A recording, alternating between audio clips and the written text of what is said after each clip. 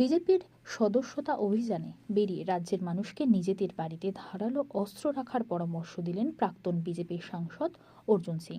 BJP উচ্চ নেতৃত্বের নির্দেশে গোটা দেশ জুড়ে চলছে বিজেপির সদস্যতা গ্রহণ কর্মসূচি। সেই মতো বিজেপির নেতাকর্মীরা রাজ্যের বিভিন্ন এলাকায় পৌঁছে সাধারণ মানুষকে দলের সদস্য পদ গ্রহণ করেছেন।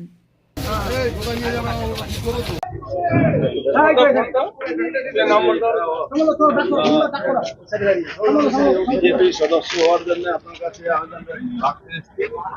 কি হবেন বিজেপি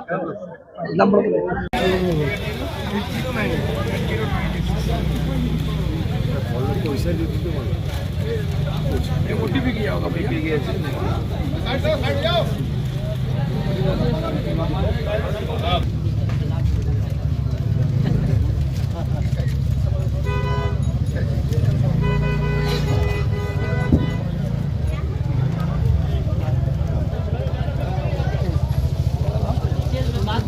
এবং হিন্দুত্ব বজায় ছিল, সেই জায়গায় ওইখানে আবার মুসলিম রাষ্ট্র তৈরি করার প্রচেষ্টা চলছে। কি বলবো? মুসলিম রাষ্ট্র অলরেডি জামাতের কাছে বিক্রি হয়ে গেছে।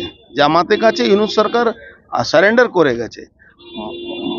ইন্দিরা গান্ধী যে পূর্ব পাকিস্তান ভেঙে বাংলাদেশ বানিয়েছিলেন, সেই পূর্ব পাকিস্তানে বাংলাদেশ যখন বানানো হয়েছিল তখন একটা মুক্তি বাহিনীর বড় কাজ ছিল, বড় ভূমিকা ছিল।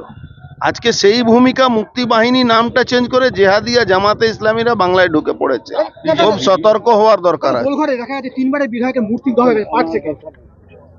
গোল করে মমতা ব্যানার্জি মানসিকভাবে বিকৃত হয়ে গেছেন। মমতা ব্যানার্জি দলটা মানসিকভাবে ভেঙে পড়েছে।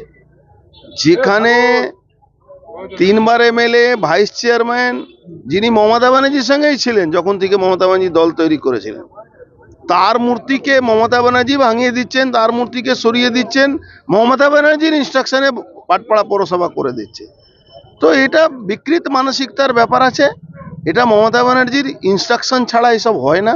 মমতা ব্যানার্জি নিজে ছাড়া কিছু জানেন না। আগামী দিন বাংলার মানুষ মমতা ব্যানার্জিকে সঠিক জবাব দেবে। 2024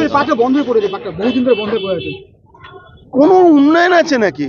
মদের ঠেক চালু আছে, জুয়ার ঠেক চালু আছে, ড্রাগস ঠেক চালু আছে, পার্ক বন্ধ আছে, কারখানা বন্ধ আছে, রাস্তায় লুটপাট চলছে। কোনো মানুষ ব্যবসা করলে তাকে পয়সা দিতে হচ্ছে। পুকুর ভরাট চলছে। পুকুর মমতা ব্যানার্জি বলছেন জল ধরো জল ভরো, আজকে সব পুকুর ভরাট হয়ে যাচ্ছে। কোন কার্ড রোড বেহাল দশা নেই, সব জায়গায় বেহাল দশা। বাংলায় বেহাল দশা। বাংলা জেহাদিদের হাতে উনি দিয়ে দিয়েছেন। উনি ভাবছেন 30% ভোট নিয়ে ক্ষমতায় থাকবেন, মূর্খে স্বর্গে বাস করেন। 2026-এ মমতা ব্যানার্জি থাকবেন না।